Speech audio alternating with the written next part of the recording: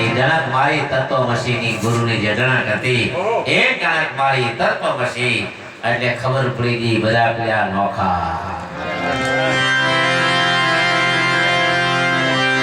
એટલે કે બા આ વાત કેવી છે પૂજા બાપુ કે એ સોચો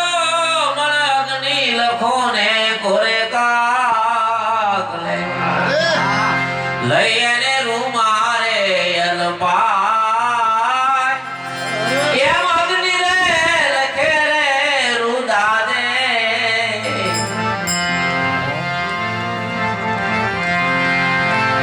એવા અગ્નિ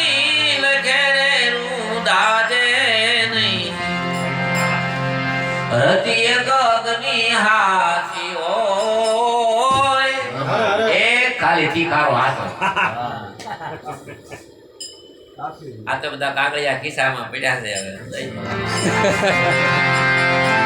એમ સદરે સાંગ વિના મન હમદે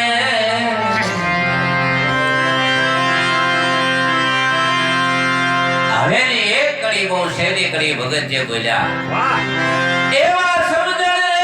વિનાના સાધન હુંકા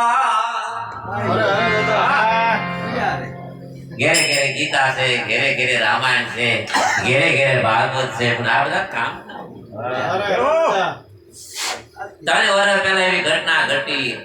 અમેરિકાની જે ઈસ્ટ ઇન્ડિયા જે કંપની હતી આખી જે આર્મીની કંપની એને ઉપરથી આદેશ તો અમેરિકાને કે હવે તમારે અત્યારે અફઘાનિસ્તાન મૂકી દેવાનું છે 12,000 સૈનિકો હતા અમેરિકાએ કીધું જે સાધનો પડે એને અહીંયા રહેવા દેવાના છે અમેરિકા લાવવાનું નથી તમે કાઢી આવો અંદર ઉગ્રવાદ જાગી અફઘાનિસ્તાનમાં અને અમેરિકાના સૈનિકો અમેરિકા ઓલા પ્લેન હતા ને અહીંયા પીડ્યા મોટા મોટા પ્લેન મોટા મોટા હેલિકોપ્ટર ઓલા અફઘાનિસ્તાનના માણસને તો એક કોઈ આવડે નહીં પછી એને છે ને એ જે મોટા મોટા પ્લેન હતા ને હિસકા માર્યા બધું કોઈ માથે ખંભે નાખેલી ને નિરંજા પેલાના પાંખડા હોય ને પાંખડામાં હિસકામાં જે કાંઈ આંખતા તો આવડે નહીં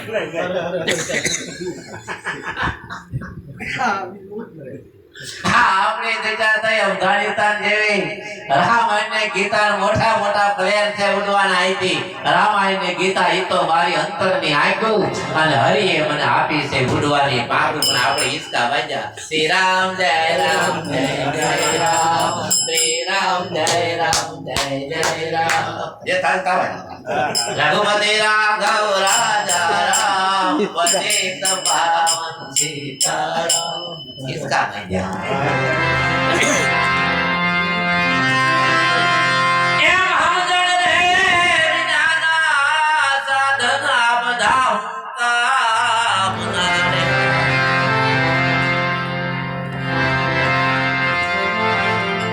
जाए रे आप तू झूठू रे जनाय